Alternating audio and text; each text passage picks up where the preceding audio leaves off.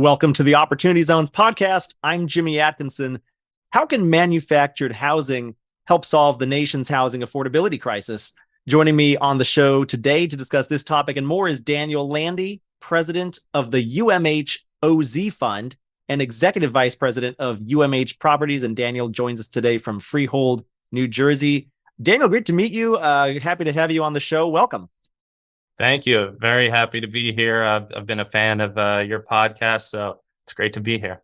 All right. Thank you. Well, let's dive in. Daniel, I'm guessing that a lot of our audience of high net worth investors and advisors already have some familiarity with UMH Properties, considering that you are one of the oldest REITs in existence. But for any who may not be familiar, can you give us a brief introduction to UMH Properties? What do you do exactly, and what is your role there? Absolutely. Yeah. UMH Properties, we were founded in 1968, so we're one of the oldest REITs. We are a publicly traded REIT focused on manufactured housing communities. So these are residential areas that are zoned to allow HUD code homes, which are homes built in a factory, highly efficient, highly affordable, and they're also they have environmental benefits because of the less waste of building in factories. So we have land where we put these manufactured homes on. We sell these homes, we rent these homes. A big part of our model versus others have been putting these homes for rent, which has really helped us fill occupancy fast, and we believe is a good model. So yeah, we were founded in 1968 by my grandfather, Eugene Landy, who he was a forefather in the REIT world. He founded two publicly traded REITs, UMH and Monmouth REIT, which was an industrial warehouse REIT. FedEx had 9% of their warehouses that Monmouth REIT used to manage and lease to them. So yeah, he's been in the REIT world for a while. He's been really good at picking, the different real estate sectors to invest in. Industrial and manufactured housing have been great performing sectors. So UMH Properties, they have 25,000 home sites across 12 different states. We have 9,000 rentals that we own and manage, and we have an occupancy of 85%. So that's UMH Properties. I'm Daniel Landy. I am, as you said, the president of the UMH Opportunity Zone Fund and executive vice president of UMH. So I've been really helping, shepherd this Opportunity Zone Fund that we just closed on, which we'll talk about more on this podcast, and I'm excited about. But yeah, UMH, we're one of the biggest operators of manufactured housing communities, which we think is the real way to solve the affordable housing crisis. Yeah, that's great. I do want to dive into your Opportunity Zone Fund that is now closed and talk about your Opportunity Zone strategy and all things Opportunity Zones with you, Daniel, in a few minutes. But first, to zoom out and get that broader picture, the broader concept that you guys are trying to tackle is the affordability crisis in this nation in terms of housing or lack thereof. We've covered this on and off on this podcast over the last few years, but I think it's been a while since we've really zeroed in on this. So Daniel, maybe before we talk about the solution to the problem, can you characterize the problem? What is the nation's housing affordability crisis exactly, and how do you view it? Yeah, so I think a lot of people in the U.S. are definitely familiar with that we have an affordable housing crisis. The supply of affordable homes is very low. The shortage keeps getting bigger. Fannie Mae has around a housing shortage of 4 million homes. Freddie Mac says in the 1970s, there used to be 400,000 entry homes built a year. In the 2010s, it got down to less than 100,000. And just recently in 2020, it was around 65,000. So entry-level home building has been lacking for quite a while. Most developers are not building affordable housing. So, and sorry to interrupt. That's incredible. First of all, just the actual number volume decrease from 400,000 down to, what did you say, 65,000? But then what further compounds that is the growth in population in this country too, right? The population has doubled or tripled in size over that time period. So it's even, I mean, that even paints a starker picture than just a drop from 400 to 65. It's probably the problems compounded two or threefold beyond that, I would imagine. Absolutely. Yeah, no. The populations kept growing, um, and affordability has been shrinking. So the crisis just keeps getting, worse, unfortunately. But hopefully, with programs like Opportunity Zone funds, um, yeah, and with manufactured housing, we can do more to address this issue. But UMH itself, we usually add 800 rental homes a year. So these rental homes, they're typically 3 bed, 2 bath, 1,000 to 1,500 square feet, and we rent them from $950 to $1,300 a month. So it's incredibly affordable for all of that space. And we want to do as much as possible to increase that affordable housing supply. Um, so we're always looking for partnerships and interesting ways to add that housing supply. So yeah, manufactured housing, we think, is a really great solution and tool to solving the affordable housing crisis, because manufactured homes to build, um, they cost half as much as a traditional site built home. The Manufactured Housing Institute has it that the average manufactured home costs around $72 per square foot to build, whereas a site built home is $144. And that's not including the land. Um, McKinsey also says that construction of these manufactured homes is 50% faster than a site built home. So, we think manufactured homes, they're more affordable and much faster. So to solve that big shortage of affordable housing, we think there needs to be an increase of supply of home sites, and UMH itself and others in the industry can definitely, um, you know, make more homes, put more homes on these sites, and help the U.S. Increase its supply of affordable housing. Yeah, that's great. Tell me more about manufactured housing. Maybe we can take a look into, or about not an actual look, but a virtual look into, or a description of how you actually do manufacture these housing units. How big are they? Where do they get placed? Where are the manufacturing facilities? What types of materials do you use? Tell me everything you can about what's common in the industry, and what you do at UMH in particular. Yeah, so UMH in particular, we we buy communities that are zoned, communities that are zoned MH with high vacancies. So there's a lot of home sites with no homes on them. We partner with really big manufactured home builders. It's typically called the three big C's: Clayton, Champion, and Cavco. They're Two of them are publicly traded companies, and Clayton is owned by Warren Buffett. So he himself is very excited about the space.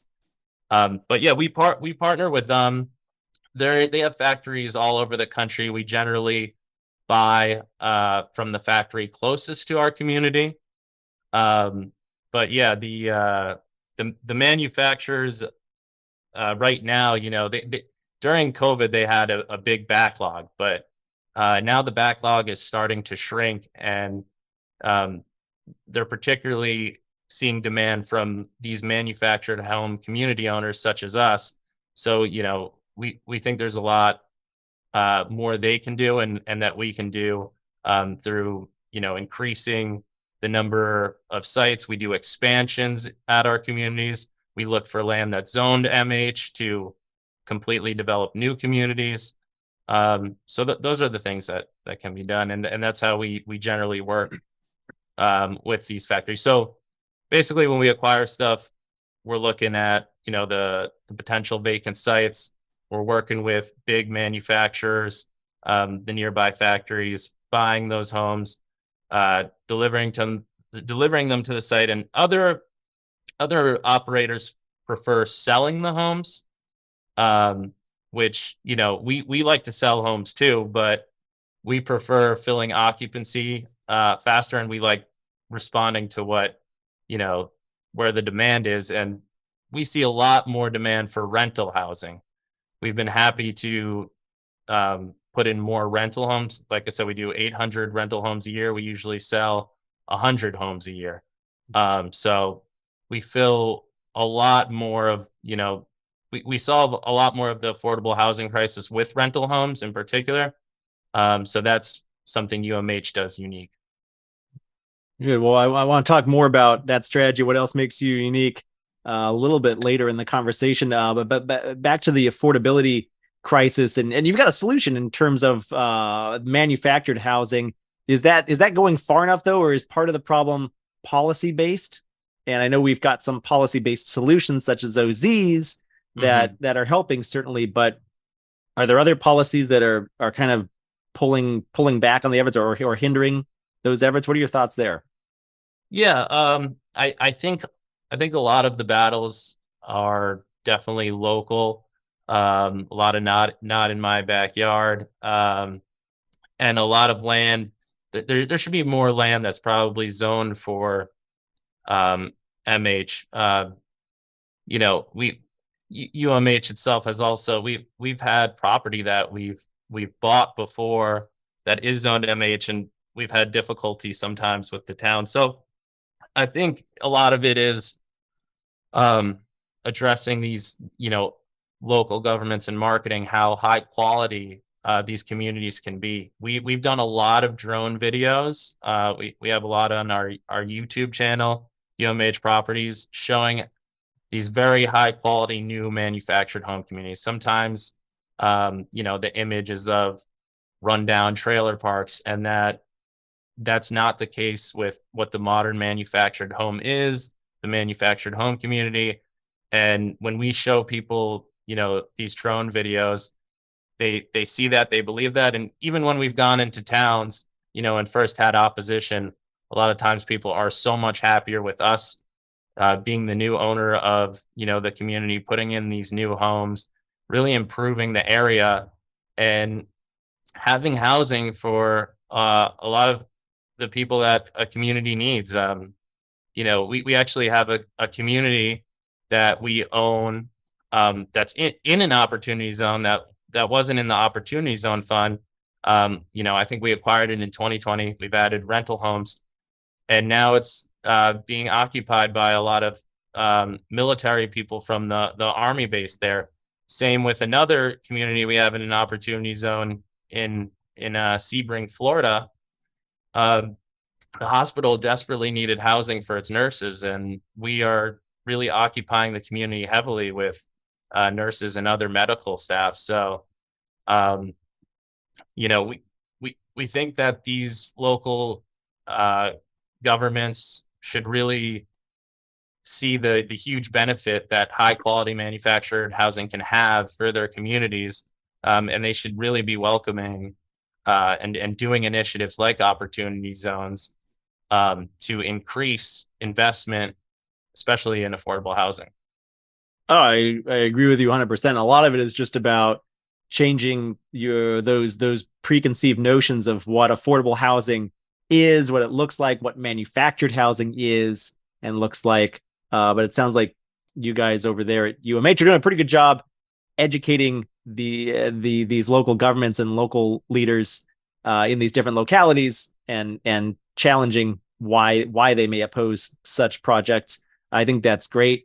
So yeah, a little bit of opposition oftentimes from NIMBYs or from local governments. That's a policy hindrance, I suppose, or over regulatory hindrance. But along comes this new federal policy, opportunity zones, that helps unlock some of the capital that can drive investments in some of these underinvested locations. So let's talk OZs now for a few minutes, if we can. Daniel, first of all, when did you at UMH learn about opportunity zones, and then what drew you to opportunity zones? Why did you ultimately decide to set up an Opportunity Zone fund through UMH Properties?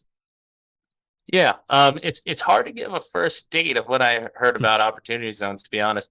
But I remember hearing about it, right maybe a couple months or a year after the whole thing came out, and reading about it, and thinking that UMH might be able to do something here. We were exploring and thinking about it, but it didn't really materialize to do something, until, I was talking about my grandfather, Eugene Landy. He founded Monmouth REIT. They were sold in February of 2022. It was a $4 billion acquisition from ILPT, um, where UMH, we actually owned some of Monmouth REIT, and we have a securities portfolio. So we were going to realize a capital gain. We realized we could defer that gain for our shareholders. So that seemed like a potential benefit there. And then, at the same time that happened, like I said, we're looking to do as much for the affordable housing crisis. We're looking to add as much affordable housing supply as possible. But as a public company, there's only so much we can do in a year, because it's very capital intensive, can hurt our earnings. Um, so we've explored more with partnerships. We have a partnership with Nuveen. They're helping us build new communities in Florida right now, but they may help us build other new communities.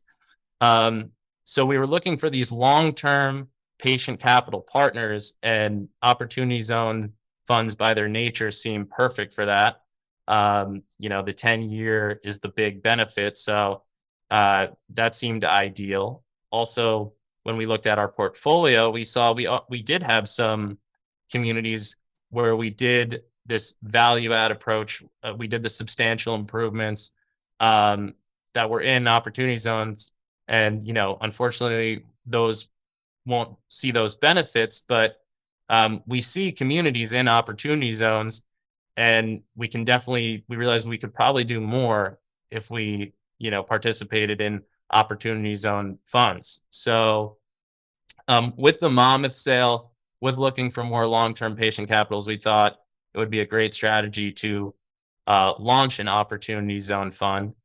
And also we were seeing, different properties for sale in opportunity zones. So we felt confident we could launch a fund. So yeah, just to, go through the different benefits. I was talking about the Monmouth gain. We wanted to defer that. We wanted long-term patient capital. We wanted to have a way where these deals are more accretive upfront for UMH shareholders with management fees. We're receiving more income. And UMH in these funds too, what's nice is UMH is the likely buyer at the end of 10 years. We have the right of first offer. We'll offer a price that multiple appraisers will say is fair value of the community, at the end of 10 years. So it's nice, for the OZ investor, they have a very likely buyer at the end of 10 years. So, we thought that was a good structure as well. And we love trying to work with government officials who are creating these types of policies. So, we always want to use whatever the new policy is from government to try to increase investment in underinvested areas and increase affordable housing. Another thing that we've done last year, there was a home show in Washington, D.C. And the Biden administration really announced that manufactured housing is a really important solution to the affordable housing crisis. So we got to showcase our homes there. We got to meet government officials, and we love, helping them brag about the things they do to increase affordable housing. So it was a great tool to also work with government. So those are really the reasons we got interested in launching an opportunity zone fund, and we thought it was a big win for UMH shareholders. We think it's a win, for our existing OZ investors because, they feel confident they have a likely buyer at the end of 10 years. It's a very safe investment. Affordable housing is more recession proof than, other forms of housing or rental housing. And they have a really great experienced management team since, 1968. They get to leverage all of UMH's expertise in the field. Um, so yeah, we felt it was a really good solution for us. And we're happy we launched, this first fund. Now it's closed. But we're happy to brag about that fund and, talk about what we've done there. Yeah, that's great. It sounds like the Opportunity Zone program was almost tailor made for you guys in some ways. It all worked out fairly well for your investors and for your mission of tackling the nation's housing affordability crisis with your manufactured housing units. So I understand you're somewhat restricted about talking about any open funds or plans for new funds, but you can talk about that first fund you were just alluding to, that first UMH OZ fund, which is now closed. So, what can you tell us about that fund in particular? What makes it unique? How much equity did you raise? Where are the properties located? Tell us everything you can about it, if you can unpack that for us. Yeah.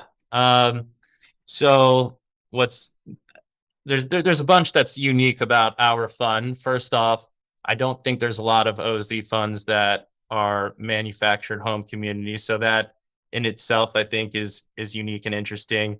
Like I already said, you have a management team that's a public company from 1968, very established team. What's unique is I think I haven't seen a lot of OZ funds necessarily have a likely buyer at the end of 10 years, so that's um, interesting. And then we're particularly focused on the Southeast. UMH has wanted to expand more in the Southeast. We think there's a big demographic movement there. We think a lot of the manufacturing in the US, a lot of manufacturing is coming back to the US.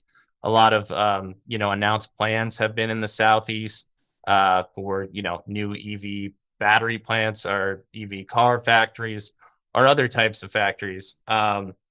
So we think it's a very exciting area. Um, the fund has two manufactured home communities. One is a value add community, and that's usually what UMH does, which is acquire communities with high vacancy. This community is in Orangeburg, South Carolina, and we find it very exciting from all the employers who announced expansions there, which I'll get into. But that one has 181 home sites. It was less than 40% occupied. So, most of the substantial improvement we'll be doing is adding more than 100 rental homes there. We'll do some capital improvements that are necessary, such as, repaving the roads, adding amenities like a playground. So we'll be doing that, but most of the substantial improvement comes from adding the rental homes. We get to leverage, we have existing staff in that area. In one of our communities that is only an hour away, in Sumter, South Carolina, Iris Winds, which is a community also in an opportunity zone, but sadly before the fund. And we've done very well there. We're pretty much fully occupied there. We've seen great demand. So in Orangeburg, we feel we can do the same thing. We're going to leverage our existing staff. And just to talk about the amount of new employers in that area. So I should also say Orangeburg, South Carolina, it's in between Charleston, South Carolina, and Columbia. So, right smack in the middle of there. It's a really good transportation hub. And they've, in Orangeburg, there's been announcements of more than $200 million in new investment in that area, and more than 700 new jobs. So we think it's a really exciting area. The community we acquired, the past owner just didn't have the capital to add these homes, make the necessary improvements. So we will be doing that. Our staff is very excited. They're already seeing a lot of demand, a lot of people walking in to the community wanting to rent our new homes. So it's really exciting there. And we we bought that property for around $5 million. So it's like 28,000 a site. Some of our are very we've seen other communities when they're more highly occupied that we acquire can go from 60 to 80,000 a site. Obviously it depends the market, but that's the kind of potential when this thing is fully occupied and much higher quality. And then the second community is a complete new development, and that's in Albany, Georgia. We're going to call that community Mighty Oak. It's 118 sites. We found this property. It's very rare to find land zoned MH, and also have a developer in place to build it. So we were really excited about that. So it's going to be a brand new community. We bought those 118 sites for around $4 million. It's around 31,000 a site. And Albany, it definitely doesn't have the best current demographics in terms of population growth and everything. But where our property is located is so well in the city. It's right next to Highway 133, which already has major employers there surrounding us: Procter and Gamble, the Marine Corps logistics space, Pfizer, and even more. But that Highway 133 that we're on is going to be expanded into a 4-lane highway coming in 2023. So, we think the area is going to see much more growth. The area desperately, you can drive around there, needs new quality, affordable housing supply. That new community price that I said, we bought it for 31,000 a site. It's incredibly difficult anywhere to develop a community for 31,000 a site. Typically we can see it go anywhere from 80 to 100,000 a site is usual. So it's a really good starting price for a completely new community. So there will just be, we're going to be building an office, adding the rental homes, adding an amenity, and that will be our substantial improvement there. So both areas we're really excited about. No, that's great. So clearly you like the Southeast, right? You like Georgia and South Carolina for those two properties in particular. Any other markets in the Southeast you like, or maybe characteristics of other markets you like in the Southeast or beyond, anywhere else in the nation? Where else are you guys looking exactly? UMH itself, I will say we're more excited about the Southeast. But we're also always looking at acquisitions that come up. At manufactured housing communities, it's so rare to find land that's zoned like that it's not necessarily that we can, that we're going to be this market. It's sometimes, what deal comes up. I think that we're pretty much happy with anywhere besides California. I'll say we just the operating environment legally there is a little difficult, but yeah, we're very excited about the Southeast. We've done more stuff in Florida lately. We're very excited about Florida.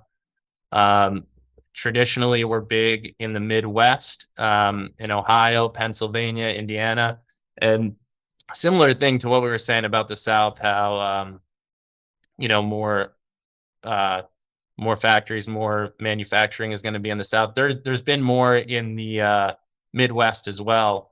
We're very much in the Marcellus and Utica shale region there. So as energy prices have gone up, that's been good for us. But the Southeast is very exciting. We're big in Tennessee, big in Nashville and Memphis.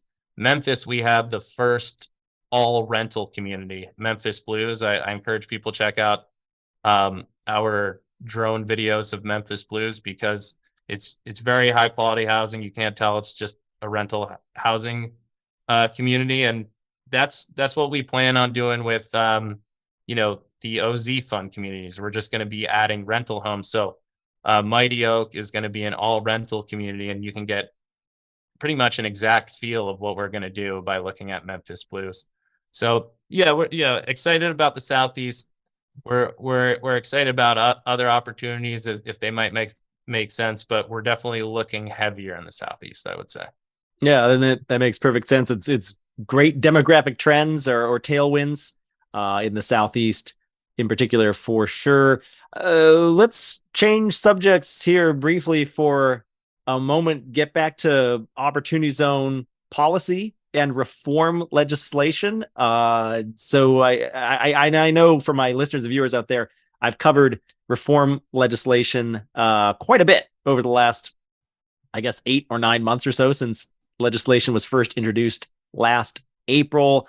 But Daniel, what do you think about OZ reform overall and improvements? And you've got a way to improve it that goes beyond the reform legislation that was introduced last April that would possibly bring in additional capital. You're not the first to talk about it, but not the first to have this idea. But tell us a little bit more about how you think it can be improved from a capital raising standpoint. Yeah, UMH, we think there's so much more that can be done in affordable housing, and we think that the OZ funds, the OZ fund law in nature, it was a brilliant move by Senator Scott and Booker. I think we've seen in these areas that we're investing in a lot more investment, as I said, and I think that's partially because of things like this. But sadly, I think it's a little limited in impact by requiring that 10-year benefit to only be from capital gains money. And specifically, you only have 180 days too. As we've seen in the last year, I think that there were much less capital gains with a lot of asset values going down, which is unfortunate for these areas that need affordable housing and investment. We think that OZ fund 10-year benefit should be opened up to all pools of capital when it's strictly our proposed amendment is if it's strictly manufactured housing communities, because that makes it easier because manufactured housing by its nature is affordable housing. If it gets to the heart of the issue, which is that this capital should just be used for affordable housing, and then that can get the 10-year benefit, we think there would be much more capital provided to building affordable housing. And it would really help solve the nation's affordable housing crisis. And it would open it up to a lot more investors. I think a lot of the big complaints have been that, OZ funds are just for very wealthy people, where this 10-year benefit with any capital source, it wouldn't be just restricted to the wealthy. And if you're requiring it be about affordable housing or manufactured housing, you're ensuring that the uses are for quality affordable housing. And for these areas that want more employers, that's one of the big issues with when these employers come to these areas is how are we going to house our employees? So we think it's affordable housing in opportunity zone areas really spur extra investment and make the community better and more valuable. And we really think the government should open it up to all sources of capital. Absolutely. I would love to see that. I know Shay Hawkins and I talked about this on an episode that we did last spring. That was also one of his ideas for going beyond the reform legislation that's kind of bouncing around right now. I think it's probably about to be reintroduced into this session of Congress, hopefully within the next few weeks here, or possibly by the time this episode airs, it'll be on its way to being reintroduced. But this goes beyond that in terms of, hey, why not have all forms of capital be eligible for that 10-year benefit. If it's not a capital gain, it can't be eligible for the deferral or the potential reduction in basis. But why not have it eligible for that 10-year benefit of the exclusion of capital gains on the back end of an opportunity zone investment? I think that seems like a no-brainer to me, at least, to allow that for all the reasons you listed. It open it up for more investors, more equity would flow into these deals, more affordable housing would get accomplished in the long run, and that would certainly adhere to the spirit of the law to improve the economies in many of our nation's downtrodden, overlooked communities, Daniel. So yeah, I'm with you on that one. I think that would be a really easy one. It's probably one of the questions I get most often is, hey, can I do non-capital gains investment and get the tax benefits? And unfortunately, at this point in time, no, is the answer to that one. But hopefully that gets changed at some point down the road here. Well, Daniel, I know we're kind of running short on time here. I wanted to just ask you a couple more questions before I cut you loose. And I guess I wanted to zoom out even beyond opportunity zones, beyond manufactured housing industry, but talk about real estate industry in general, the private equity real estate landscape. UMH, clearly a leader in the manufactured homes industry. You guys have a lot of insights into what is going on in the broader private equity real estate market. But that said, what do you see as some of the most powerful trends that you think may play out over the next 12 or 18 months or maybe years beyond that? Any predictions across the private equity real estate landscape? Yeah, I think, the most interesting trend right now, I think a lot of people have seen the headlines that, certain funds have had, certain private real estate funds have had more people trying to get money out of the funds than coming in. And that's limited, the amount that they are distributing. So I think what that will mean, I mean, it'll be definitely very interesting, but I think what it will mean is that a lot more deals are going to be present in 2023. A lot more people trying to liquidate certain properties, which is really exciting for people who have capital or can raise capital to opportunistically acquire some of these assets. So I think it's a really interesting time, given that piece of news, higher interest rates. So I think you'll see a lot more potentially attractive deals coming in the future. Are you hinting at the possibility that UMH could be a big buyer if opportunities come your way here in 2023? It's certainly a potential. We're definitely in the position to be looking at these deals. It's a question. I think right now, like I said, I think it's going to be set up for that. But right now, I think the deals we're seeing haven't necessarily come down in price yet. I'm just saying that I think that it's an interesting trend that could happen. So I think UMH is well positioned for it. And that will be exciting, but I can't say that it's definitely happening right now. Yeah. I guess I was asking you to look into your crystal ball there, so it's always challenging to predict the future. I think it could happen. Yes. I think mid to end of 2023 might be very exciting. Yeah, it could be a good buying opportunity for a lot who are in the position to capitalize on it. I kind of share your thoughts there. Something's going to reprice the market here, and there's going to be some sellers, and I think we'll see some improved or increased, I should say, transaction volume at some point this year. I think there's some pent up